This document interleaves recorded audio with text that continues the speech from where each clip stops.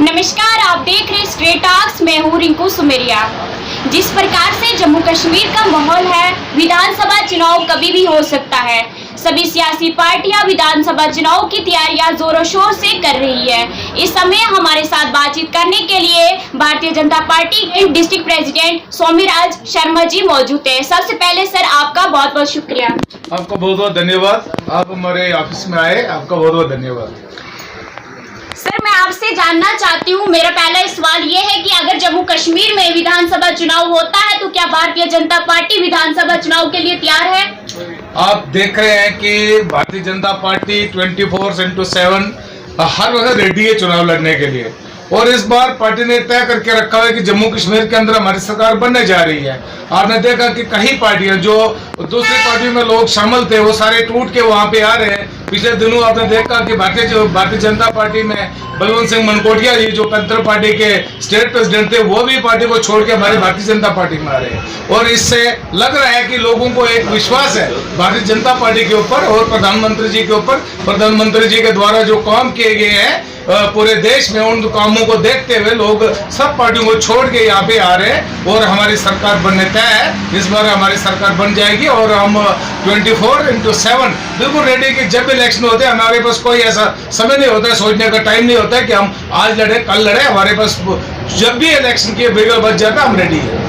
Sir, मैं आपसे जानना चाहती हूँ कि अगर भारतीय जनता पार्टी चुनाव जीत जाती है तो कहीं ऐसा तो नहीं जिस प्रकार से दूसरी पार्टियां वादा करती है चुनाव से पहले और बाद में नेता ही गायब, कहीं भारतीय जनता पार्टी के नेता ऐसा ही तो नहीं करेंगे या काम करेंगे? आपने देखा होगा कि हमारा नेता की बात तो छोड़ो, लेकिन हमारा बूथ प्रेसिडेंट से लेके पंचायत प्रेसिडेंट से लेके दिल्ली तक राष्ट्रीय अध्यक्ष जी तक कभी भी कोई बंदा गायब नहीं होता है और कभी कोई अपना मुंह छुपाने की कोशिश नहीं करता, कभी कोई झूठे वादे नहीं करता। हम वही बात करेंगे जो लोगों के बीच में होगी, जो लोगों को हम बताएंगे, जो काम करेंगे वही बात हमारी होगी। सर, डीडीसी इलेक्शन हुआ था, उसमें शक्तिराज परिहार हार गए थे।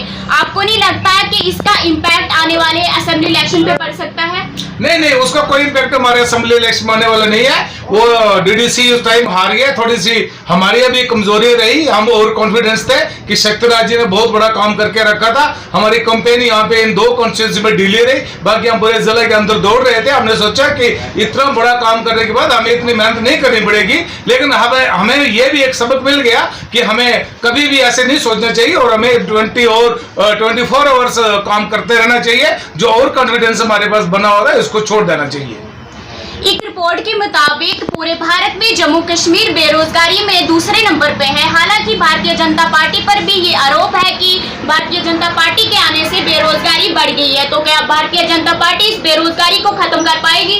आप देख रहे हैं किस टाइम में भारतीय प्रधानमंत्री आदरणीय प्रधानमंत्री जी ने हमारे लिए कितनी स्कीमें उपलब्ध करके रखी हुई है। ठीक है, गवर्नमेंट जॉब लोगों को कम मिल रहा है, लेकिन सब जब वो कर सकते हैं। इस वक्त इतनी स्कीमें उन्हें स्पॉन्सर करके रखी हुई है, लॉन्च करके रखी हुई है यहाँ पे जम्मू कश्मीर के अंदर, जिससे बेरोजगार बच्चा खुद तो रोजगार दे सकता है, लेकिन और कई लोगों को भी रोजगार उसमें दे सकता है। आप देख रहे हैं कि कितने लोन, मुद्रा लोन वगैरह ऐसी स्कीमें उन्हें यहाँ पे करके रखी है जो बिना गारंटी के, बिना गारंटर के, बिना किसी चीज के इस वक्त अपना कारोबार बंदा कर सकता है और उसमें कई लोगों को रोजगार दे सकता है।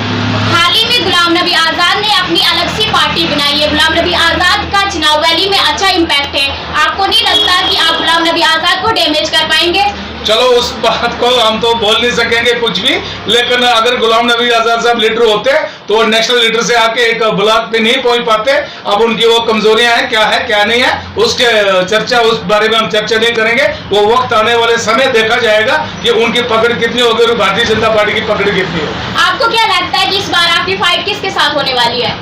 मुझे तो लग नहीं रहा किसी के साथ फाइट होगी हमारी इस टाइम में। तो हमारे लोगों के जितने काम किए हुए यहाँ पे, जितना पार्टी ने काम करके रखा है, कोई ऐसी स्कीम नहीं जो घर घर तक नहीं पहुंचे। जल में नल में जल, सड़कों का जाल बिछाना, घर घर प्रधानमंत्री किसान निधि के तहत पैसे देना, वही में मकान देना, इतनी स्कीमें, ओल्ड एज पेंशन का बढ़ावा करना, विडो पेंशन का बढ़ावा करना, बेटी बचाओ बेटी पढ़ाओ उसकी स्कीम को इम्प्लीमेंट करना, जितनी स्कीमें इस वक्त भारतीय जनता पार्टी की सरकार ने हमें यहाँ पे करके दी है, हमें कुछ नहीं लगता है कि हमें किससे डर होगा या किससे मुकाबला करने की जरूरत होगा कि ठीक है, आएंगे पार्टी जो भी आएंगे, हम पूरे दिल से लड़ने के लिए तैयार हैं। आपके कहने का मतलब है कि इस बार भारतीय जनता पार्टी को किसी के साथ मुकाबला नहीं करना है? बिल्कुल नहीं होगा मुकाबला। भारतीय जनता पार्टी अपने दम पे लड़ेगी और ठीक अच्छी अक्सरियत से अपनी सीटें जीतेगी यहाँ पे और अपनी सरकार बनाएगी। आपके प्रधान का कहना है कि आपकी बात 50 के बार, क्या आपको यहाँ की जनता 50 के बार करने देगी? आप देख रहे हो कि आपकी बार आज हमारे गृह मंत्री जी रजौरी में दौरा कर रहे हैं और 1 लाख से ऊपर संख्या वहां पे जमा हो चुकी है, जिससे लग रहा है कि 50 पार नहीं, अब हम 60 भी पार कर सकते हैं। तो आपका कहना है कि आप 60 पार भी कर सकते हैं? बिल्कुल, इस बार 60 भी पार कर सकते हैं और भारतीय जनता पार्टी का ही मुख्यमंत्री जम्मू कश्मीर के अंदर होगा। जी बहुत बहुत शुक्रिया, धन्यवाद। इस समय हमारे साथ बात कर रहे थे भारतीय जनता पार्टी के डिस्ट्रिक्ट प्रेसिडेंट। इनका कहना है कि अब की बार जो है 50 से भी ऊपर, 60 से ऊपर भी जो है अपनी सीटें जो है जम्मू कश्मीर में हासिल कर सकते हैं। इसके साथ ही साथ इनका ये भी कहना है कि भारतीय जनता पार्टी के आने से सब कुछ ठीक हो जाएगा। जिस प्रकार से बाकी पार्टी झूठे वादे करती है, तो भारतीय जनता पार्टी ऐसे झूठे वादे नहीं करते। इनको जो काम करना होता है उसी के रिलेटिव जो है वो बोलती है और करके भी दिखाती है। बाकी पार्टी की तरह नहीं करती झूठे वादे, क्योंकि जिस तरह बाकी पार्टी जो है झूठे वादे करती है और बाद में काम नहीं करती, लेकिन भारतीय जनता पार्टी काम करती भी है। जो कहती है वो करती है और जो कहती नहीं वो करती नहीं। आप देखते रहिए स्ट्रेट टॉक्स। मुझे दीजिए इजाजत, नमस्कार।